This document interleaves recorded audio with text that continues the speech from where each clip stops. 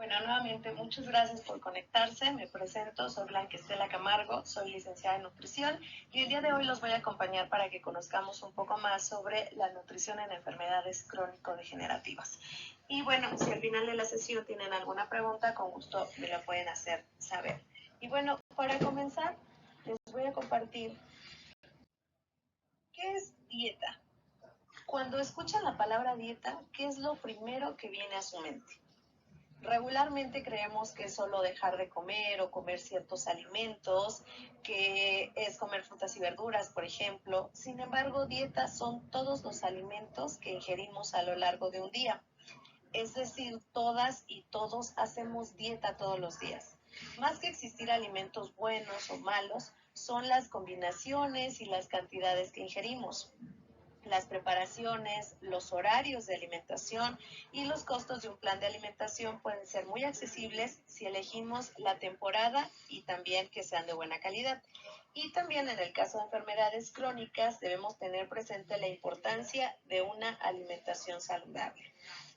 La alimentación tiene una relación directa con muchas enfermedades. Entre ellas, por ejemplo, está la diabetes, las dislipidemias, que puede ser colesterol, triglicéridos elevados, la hipertensión, es decir, presión arterial alta, el cáncer, el sobrepeso y la obesidad, cirrosis, enfermedades del corazón, desnutrición, gastritis, enfermedades renales, bulimia, anorexia, tener problemas con la vesícula biliar, anemia, colitis, insuficiencia cardíaca, osteoporosis, entre otras más. Entonces, lo que nosotros elegimos diariamente en alimentación tiene una relación directa con muchas de las enfermedades.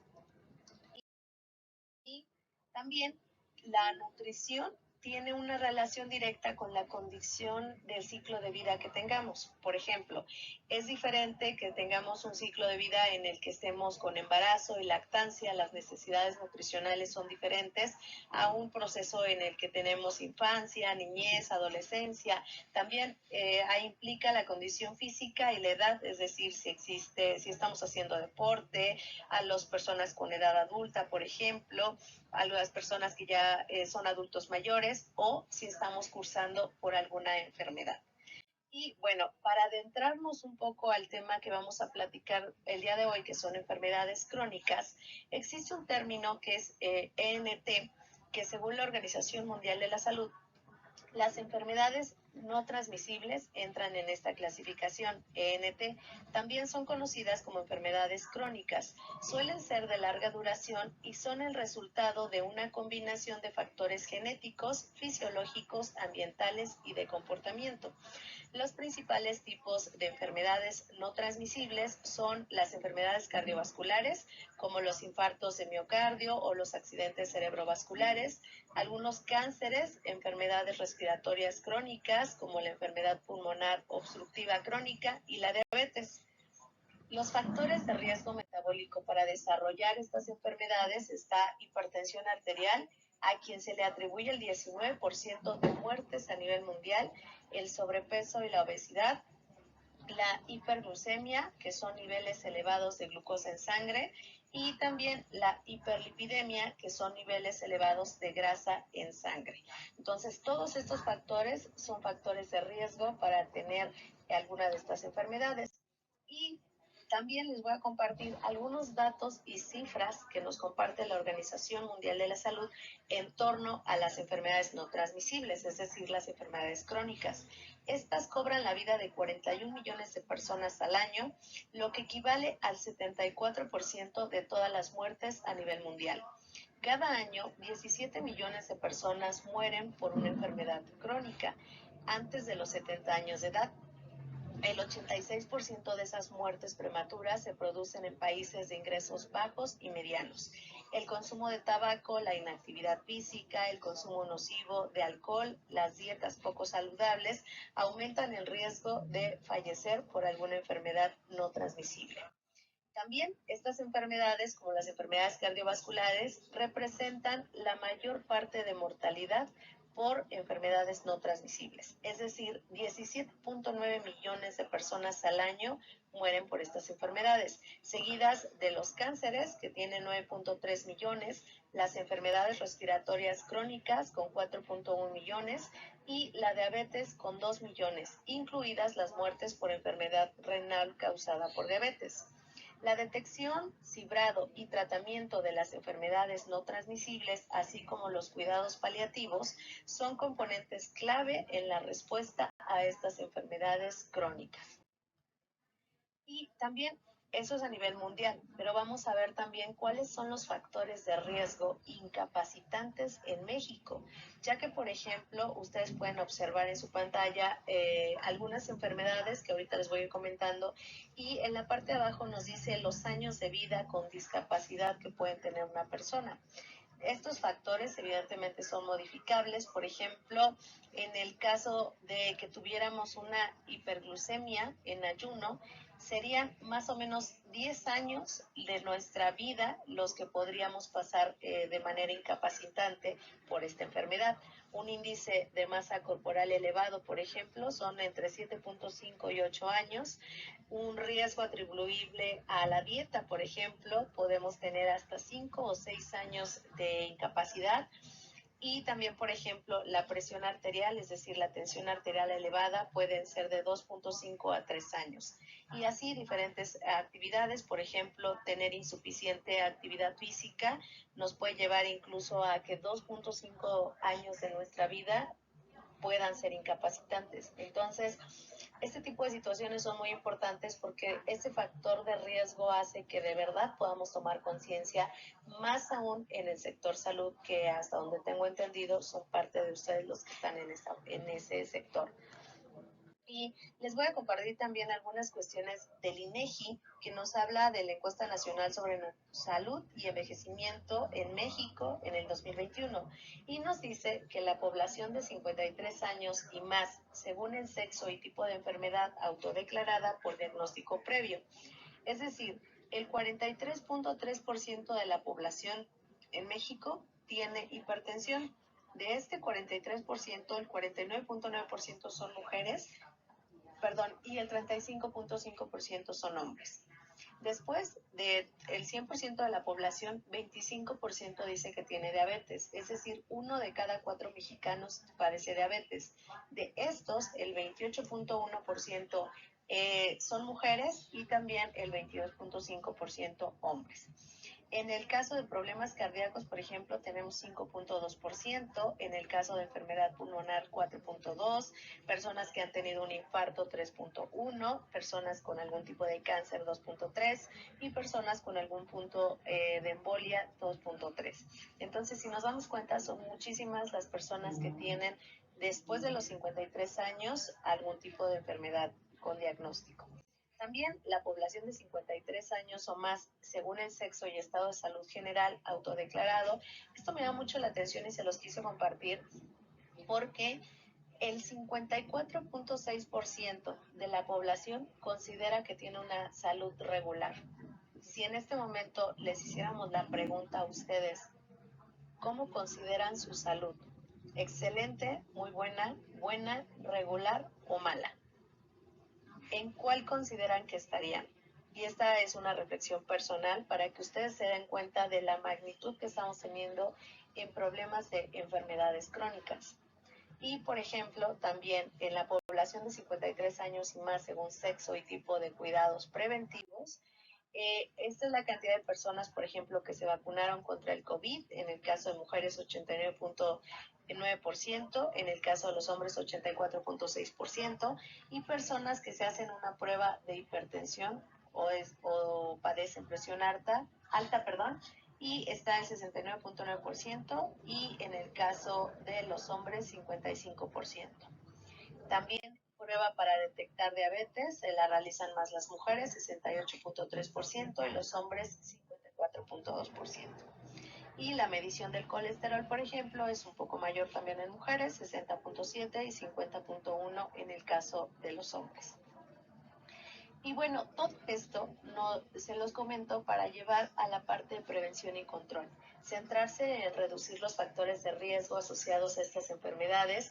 Para orientar las políticas y prioridades es importante hacer el seguimiento y la progresión, así como conocer las tendencias de las enfermedades no transmisibles y de su riesgo. Es necesario un enfoque global en el que se colaboran todos los sectores, entre ellos el sector de la salud, finanzas, transporte, educación, agricultura y la planificación, con el fin de reducir los riesgos asociados a las enfermedades no transmisibles y promover intervenciones para prevenirlas y controlarlas. Y también es indispensable, para ya adentrarnos de lleno en lo que tiene que ver con nutrición, primero en conocer la enfermedad, en qué consiste cada una de las enfermedades crónicas que ya mencionamos, conocer el estado actual de salud del paciente y el tratamiento que está llevando, para en base a eso poder tomar una decisión en cuanto a su estado de nutrición y al plan de alimentación a implementarse. Tener un tratamiento multidisciplinario. Las enfermedades crónico-degenerativas no pueden atenderse solamente por un médico. Tiene que ser un equipo multidisciplinario, tiene que ser un médico, un nutriólogo, un nefrólogo, un psicólogo, un especialista de acuerdo al tipo de enfermedad del que estemos hablando y del tratamiento que se lleve. Entonces, no es solo una persona, es todo un equipo y tiene que ser de esa forma el tratamiento. No se pueden generalizar dietas, no podemos decir que nadie puede comer sandía, que nadie puede comer piña por el índice glucémico, por ejemplo. Es realmente un plan de alimentación personalizado, que ahorita vamos a hablar de eso. Conocer los parámetros y métodos de evaluación es una parte muy importante. Si no sabemos, por ejemplo, tomamos la glucosa en ayuno a una persona y no sabemos cuál es el parámetro, pues no podemos hacer un diagnóstico adecuado y por ende no podemos dar un tratamiento adecuado. Y por último, seguir un plan de alimentación, que ahorita vamos a ver cómo se realiza. Pero bueno, para conocer precisamente lo que les acabo de compartir de los métodos de evaluación, pues primero vamos a ver cómo evaluar el sobrepeso y la obesidad. Según la Organización Mundial de la Salud, para poder categorizar el índice de masa corporal, se hace una fórmula, el peso en kilogramos por la altura al cuadrado, y nos va a dar una clasificación, el índice de masa corporal con su clasificación y la descripción popular. Ustedes en su pantalla pueden observarlo. Si tenemos menos de 18.5, decimos que la persona es de bajo peso.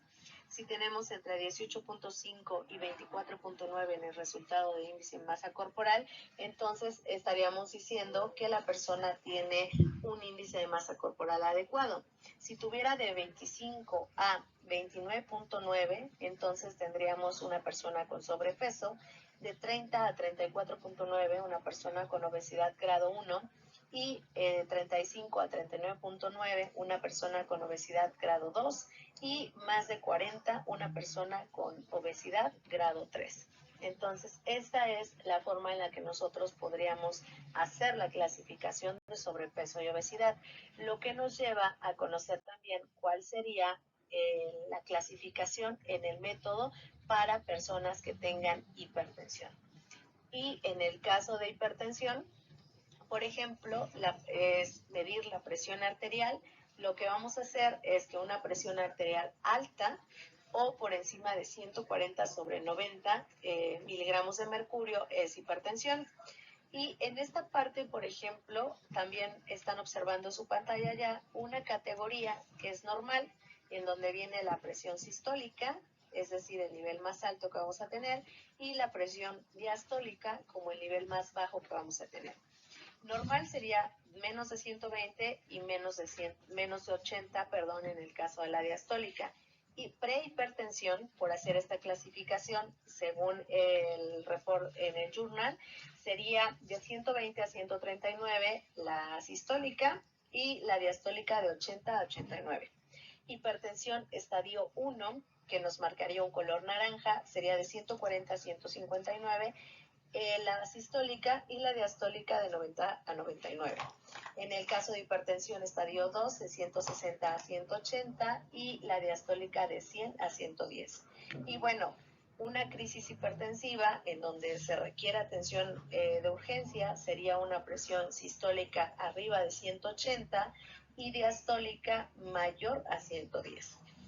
Lo que también nos lleva adentro de este método de evaluación poder conocer cuáles serían los rangos para la diabetes. En el caso de los rangos de glucosa en sangre, pueden ser de dos formas tomados.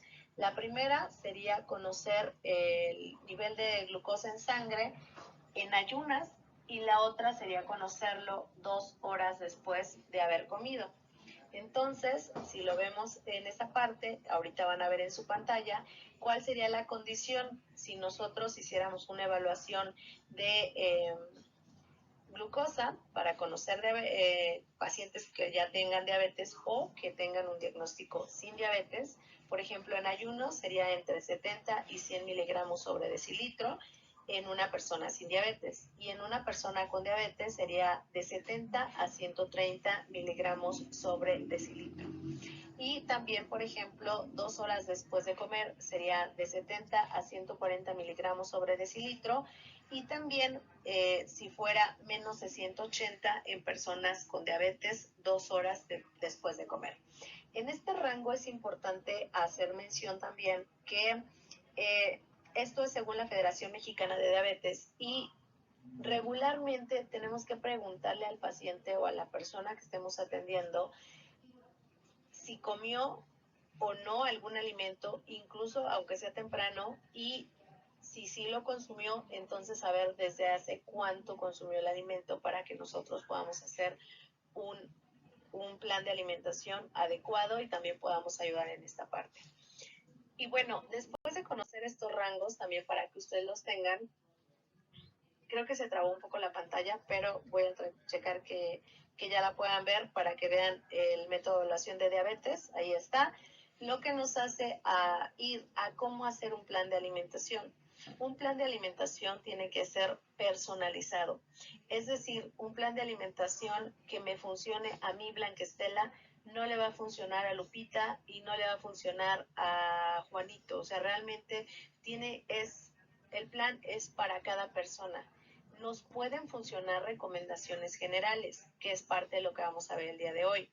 El día de hoy vamos a hablar de cómo mejorar el estado de nutrición con estas enfermedades crónicas, de qué alimentos podemos consumir, pero solo es algo general, porque un plan de alimentación ya entonces sí tendría que ser personalizado y siempre tiene que ser por un especialista. Y bueno, me imagino que esta imagen la han visto muchas veces, es el plato del buen comer. Y denme un minuto porque se dejó de compartir la pantalla para poder checarlo.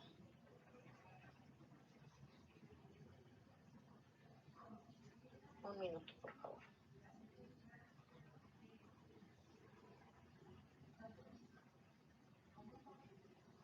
Listo.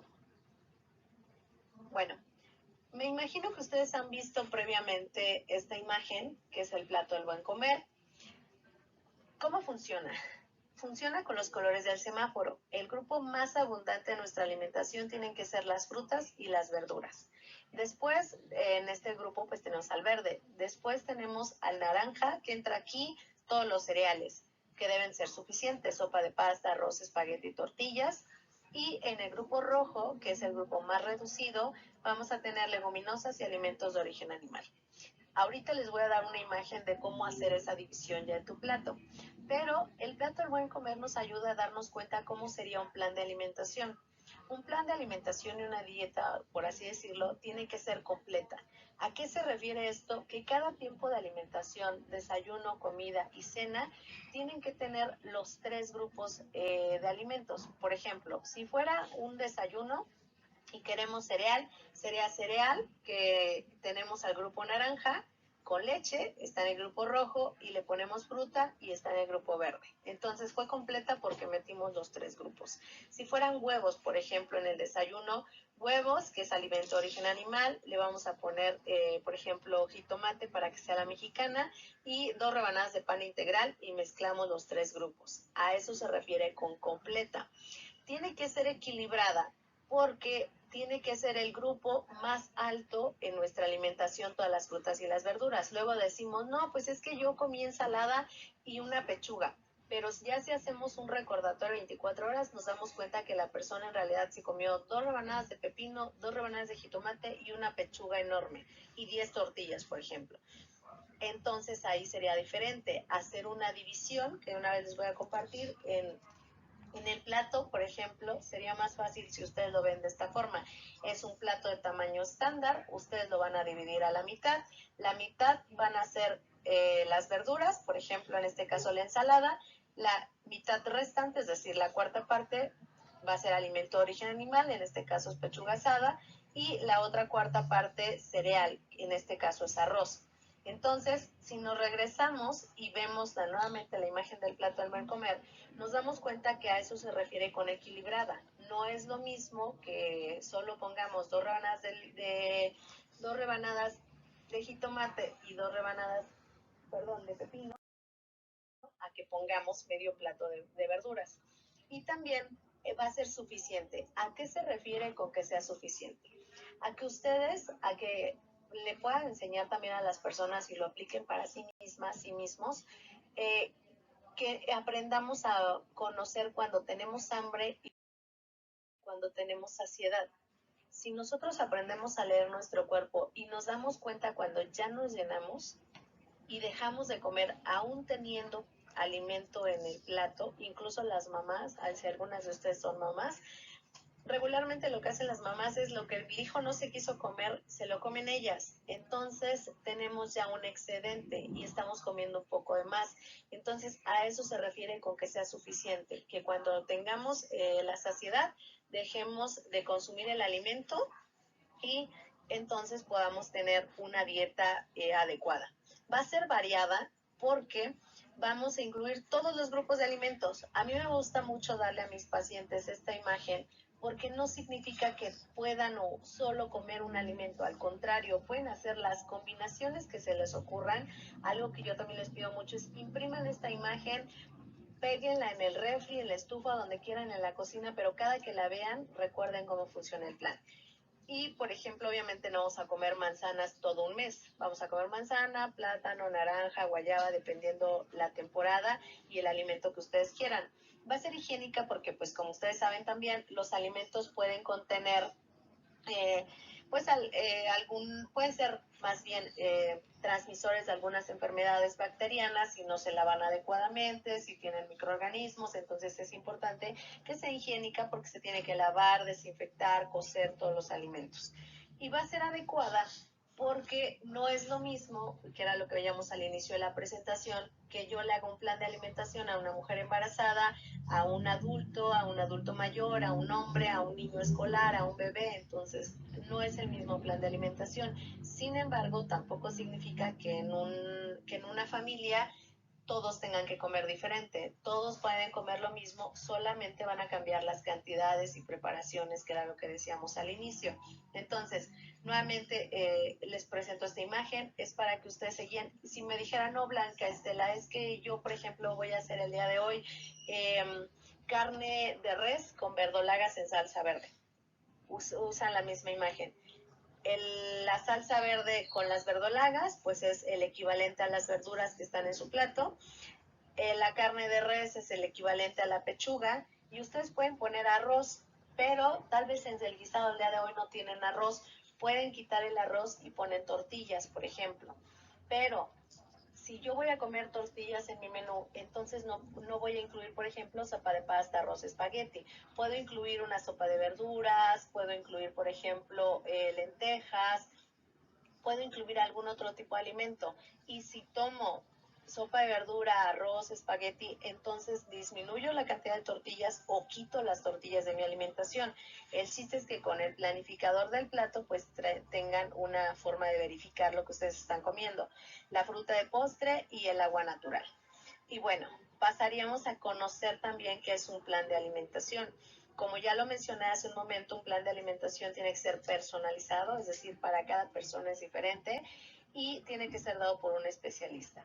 Sin embargo, esto se hace con una evaluación nutricional completa, es decir, conocer el ABCD de la nutrición. ¿Cuál es el ABCD de la nutrición? Medidas antropométricas, donde entra el peso, la talla, las circunferencias, en el caso de algunos pacientes, exámenes bioquímicos, si tienen laboratorios para saber la glucosa, la presión arterial, algún parámetro que nos interese, exámenes clínicos. En pacientes podemos observar, por ejemplo, si cambia la coloración del cabello, no solo por tintes, sino porque se nota un estado de necesidad de algunos nutrientes, por ejemplo, en la piel, si la piel está reseca, si los dientes, por ejemplo, también se pueden observar en los dientes cuando algún paciente llega a tener incluso bulimia, lo podemos detectar en cuestiones clínicas. Y en cuestiones dietéticas, ¿qué se refiere? Un recordatorio de 24 horas que consiste en hacer el que me diga, por ejemplo, qué comieron el día de ayer durante todo el día, más o menos con horarios. Una frecuencia de consumo de alimentos, yo les menciono algunos alimentos y ustedes me dicen a la semana cada cuánto los consumen. Entonces, todos esos parámetros que serían los antropológicos, los bioquímicos, clínicos y dietéticos, me van a dejar tener una evaluación nutricional. Y bueno, esto es de acuerdo a factores físicos, bioquímicos, económicos, sociales, culturales, entre otros. Todo esto influye para establecer un plan de alimentación. Como ya vimos que un plan de alimentación debe ser personalizado, lo que vamos a hacer en esta conferencia es darles algunas recomendaciones generales que nos pueden servir para pacientes con enfermedades crónicas como las que ya mencionamos. Preferir alimentos asados, servidos al vapor, sobre empanizados o fritos. Si yo voy a comer el día de hoy pechuga, preferentemente pechuga asada que pechuga empanizada, por ejemplo. Evitar azúcares simples y sal. Sobre todo en esta parte les recomiendo mucho que hagamos lo de cuidar los alimentos que son procesados, porque los que tienen los sellos negros, que regularmente nos ayudan a darnos cuenta que tenemos exceso de sal, exceso de azúcar, de grasas trans, por ejemplo, entonces ese tipo de alimentos tratar de evitarlos. Realizar una combinación de todos los grupos de alimentos.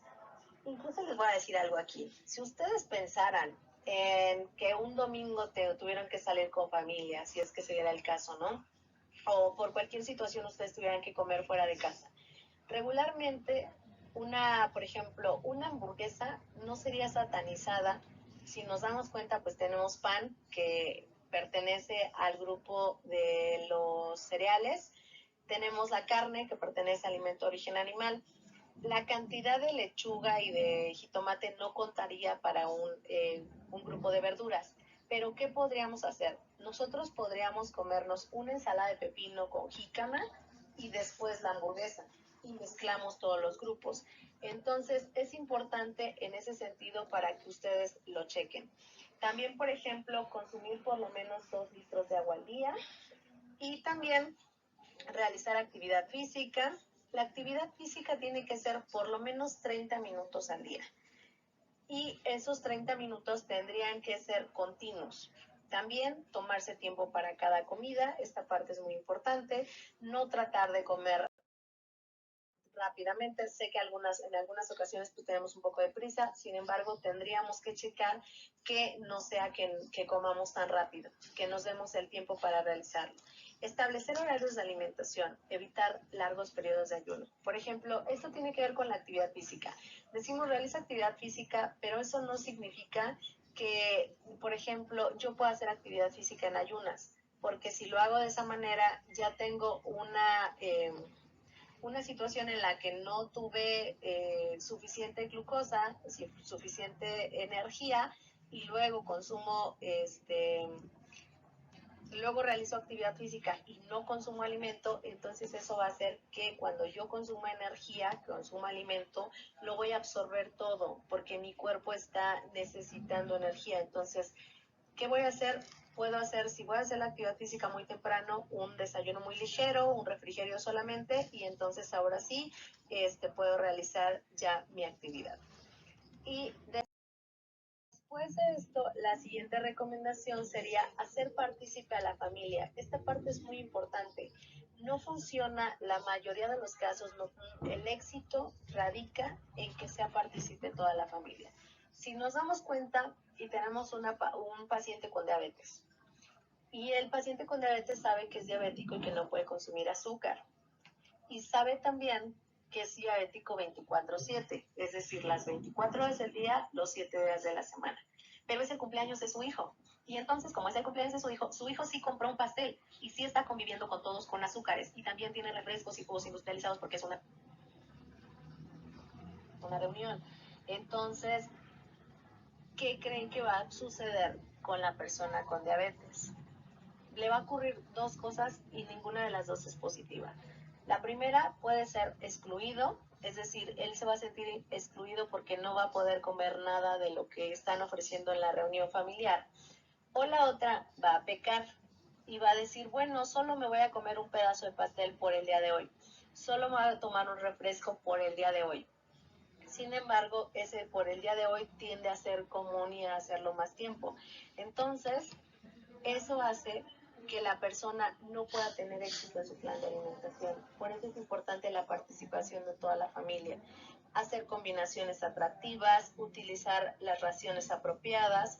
Por ejemplo, algo que yo hago mucho con los planes de alimentación de familia es invitarlas, y lo voy a hacer ahorita para que cada una y cada uno lo realice en su casa, a que se vean la palma de su mano.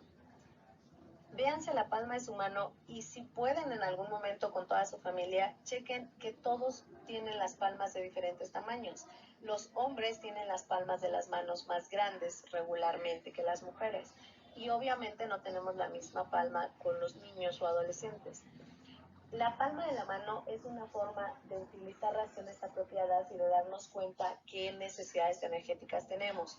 Por ejemplo, un hombre necesitaría lo de la palma de su mano de carne. La mujer necesitaría lo de la palma de su mano para esa misma cantidad de carne, para esa misma carne. Sin embargo, las cantidades varían. Y los niños incluso necesitarían la palma de su mano, que es más pequeña. ¿Y qué hacemos regularmente cuando servimos un platillo? Servimos la misma cantidad para todos e incluso le decimos a nuestros hijos, no te levantas de la mesa hasta que te acabes todo lo del plato, sin darnos cuenta que le estamos dando un excedente. Y eso también sucede con las personas que tienen enfermedades crónico-degenerativas. Pero bueno, ¿cómo hacer un plan de alimentación? Primero tenemos que tener un calendario semanal y por día para poder establecer un plan.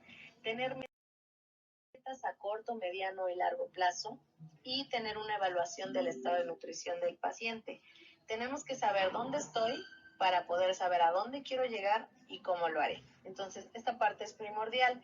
En esta parte de planeación, por ejemplo, aquí les dejo de manera general cómo hacer un calendario en cuanto en la mañana, en cuanto amanece, en la mañana, mediodía, tarde, tarde-noche y la noche. Lo vamos clasificando no solo en alimentos, sino también en actividades para que de esa manera podamos dar un plan de alimentación adecuado. Las metas, por ejemplo, que hablábamos de metas, tienen que ser reales. Si yo digo que quiero perder o ganar peso, ¿cómo voy a medir esos cambios? Si mi meta, por ejemplo, es tener más menús para cocinar, ¿cómo voy a hacer esos menús? ¿Qué clases de menús? Si digo que voy a hacer ejercicio, ¿cuándo, qué día, a qué hora y en dónde voy a hacer ejercicio? Si simplemente digo que voy a tomar agua, voy a establecer un mínimo. Voy a tomar mínimo tantos litros de agua, por ejemplo. Y todo esto nos lleva a que tengamos una evaluación. Tenemos que establecer un acompañamiento. Idealmente, en los pacientes con enfermedades crónicas tiene que ser un equipo multidisciplinario. Enfermería, nutrición, los médicos generales, médicos especialistas, psicólogo, dentista, todo este equipo para poder hacer este acompañamiento. También tenemos que tener a alguien que nos impulse y nos acompañe, que regularmente puede ser un familiar, un amigo. Lo ideal serían cambios en familia. Sin embargo, tampoco es una regla. No significa que el paciente quiere cambiar, pero su familia no. Pues entonces empezamos con él y lo impulsamos y nosotros le damos ese acompañamiento. Y bueno, para ya la última parte de este taller, tenemos que conocer que los alimentos tienen una clasificación. Estos alimentos tienen una clasificación para frutas, verduras y cereales. Los cereales pueden ser con o sin grasa. Las leguminosas, frijoles, lentejas, habas, soya y alimentos de origen animal. Todos los alimentos de origen animal pueden ser con alto, con moderado o con bajo aporte de grasa. Pero todos los alimentos de origen animal tienen grasa. Y también, por último, las grasas que pueden ser con o sin proteína. Por ejemplo, grasas con proteínas, las almendras. Entonces, yo les voy a proporcionar aquí una lista de alimentos que son ricos en fibra, que vamos a incluir en un plan de alimentación con personas con enfermedades crónicas. Ejemplo, verduras, acelga, apio, brócoli, coliflor, endivia, espárragos, lechuga, morillas deshidratadas, nopales y hongos. En el caso de frutas, arándanos, chabacano, durazno, frambuesa, las fresas, naranja, granada, guanábana, por ejemplo, guayaba, el higo, el kiwi, la lima, el mamey, la manzana, moras, pera y zarzamora.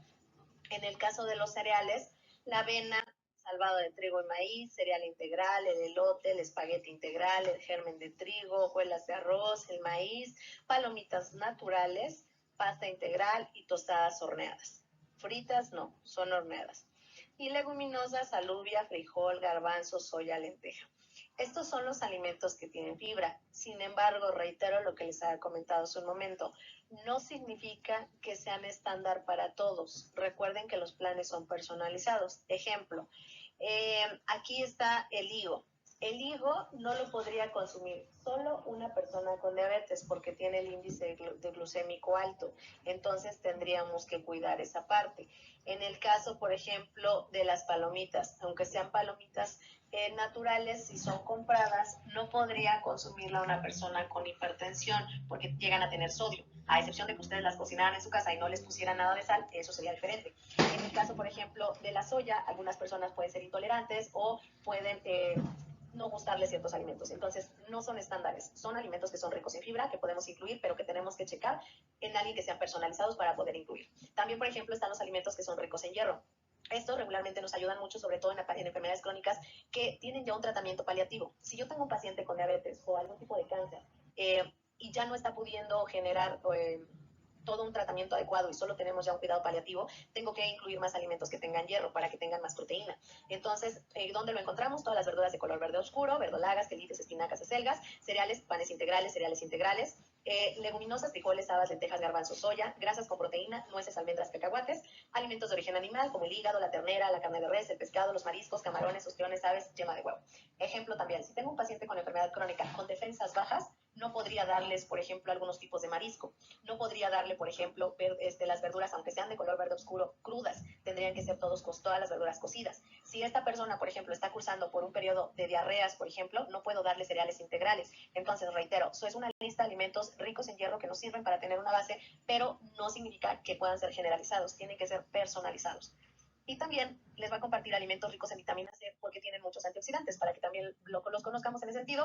En verduras, por ejemplo, brócoli, calabaza, coliflor, col, crucetas, chilacas, chiles, ejotes, endivias, espárragos, espinacas, flor de calabaza, flor de maguey, guanzontle, haba, jitomate, lechuga, malva, perejil, pimiento, quelite, rábano, tomate. En verduras, por ejemplo, arándanos, durazno, frambuesa, fresa, mandarina, naranja, granada, guanábana, guayaba, kiwi, lima, mamey, mango, maracuyá, melón, papaya, piña, frisco, zapote, sandía, tejocote, tuna, toronja, zarzamora. Si nos damos cuenta, todos estos alimentos son ricos en vitamina C y regularmente escuchamos vitamina C y pensamos en cítricos nada más. Pensamos en limones y naranjas o guayabas acaso. Entonces, si se dan cuenta, son muchos los alimentos que contienen vitamina C y que contienen antioxidantes y que podemos incluirlos en un plan de alimentación. Sin embargo, por ejemplo, en el caso de la piña, tampoco podríamos darla libremente a una persona que tiene diabetes o incluso, por ejemplo, a una persona que está recibiendo algún tipo de tratamiento renal, también tendríamos que checar, por ejemplo, los colores, como el color de la uva, por ejemplo, tendríamos que checarlo para poder incluirlo. Y así podríamos hablar de varios alimentos. Entonces, discúlpenme si soy reiterativa, pero es muy importante que nos quedemos con esta idea. Podemos tener recomendaciones generales, podemos ayudar de esa manera, pero no podemos generalizar que sirve para todos. Y también les voy a proporcionar algunos alimentos que son altos en sodio, que se tienen que evitar con personas con hipertensión. Por ejemplo, fideo de tomate deshidratado. En cuanto a cereales, galletas saladas, sopas instantáneas, waffles, biscuits, macarrón con queso, puré de papa preparado, tendríamos que evitarlo en personas con hipertensión. Alubio, frijol enlatado, miso de soya, pastel de carne de soya, por ejemplo. En alimentos de origen animal, el camarón cocido, cecina, por ejemplo, chuleta, jamón, lomo canadiense, por ejemplo, pescado seco, salmón ahumado, son algunos de los alimentos que tienen mucho sodio y no podría ser ideal para ellos. En aceites y grasas, por ejemplo, aceitunas, salsas industrializadas, cacahuates japoneses, por ejemplo, pepitas con cáscara, el tocino. En azúcares, la salsa katsu, por ejemplo, mole de pepita, pipián, refrescos. Entonces, lo que veíamos hace un momento, los que tienen sellos tendríamos que evitarlos. Alimentos altos en colesterol también serían ideales para evitar en personas con dislipidemias. Recuerden que los de las dislipidemias son colesterol, triglicéridos elevados. En cereales, por ejemplo, donas, pasteles, galletas con mantequilla o huevo, hot cake, waffles. En grasas, por ejemplo, el coco, la manteca de cocoa, mayonesa, crema de cacahuate. En lácteos, por ejemplo, helado de leche, crema de leche, leche entera, algunos tipos de quesos. En alimentos de origen animal, por ejemplo, la costilla, el chicharrón, embutidos, el huevo también. En azúcares, por ejemplo, chocolates, natillas, cocadas. Y bueno, ya para cerrar y agradecer mucho la participación el día de hoy, vamos a dejarlos con pequeñas reflexiones. Primero, aquí están viendo una imagen en la que ustedes ven cuántos alimentos tenemos, algunos tipos de panes y cuántas calorías y grasas tiene cada pan. Tenemos, por ejemplo, que un pan integral tiene 67 calorías y tenemos 0 cucharadas de aceite en la preparación. Por ejemplo, en una dona tenemos 360 calorías y tenemos 4 cucharadas de aceite en su preparación. Y bueno, para que se den una idea de cuánta grasa contiene cada pan, utilizamos y las cucharaditas de aceite que se tienen como referencia. Y para cerrar, me gusta siempre cerrar con esta reflexión. Regularmente nos duele la cabeza y tendemos a caer en solo consumir algún tipo de medicamento. Esto hace que tengamos un dolor de estómago y nos tomamos otra pastilla. Esto afecta nuestro rendimiento y empezamos a tomar otra pastilla. Y después tenemos dolores en el pecho, tomamos otro medicamento. Y muchas veces solamente es volver a empezar y consumir alimentos. Y que los alimentos que consumimos sean adecuados para nosotros. Entonces, eso es parte de la presentación del día de hoy. Muchísimas gracias. Les dejo también en contacto. Recuerden que todas las personas que estén interesadas en poder tener la presentación, el video de lo que estamos platicando el día de hoy, lo pueden consultar con el Dr. Blas, que es el que los contactó, y entonces ustedes pueden tener la presentación y la grabación del día de hoy. No sé si tengan rápidamente alguna duda. Muchísimas gracias por su participación.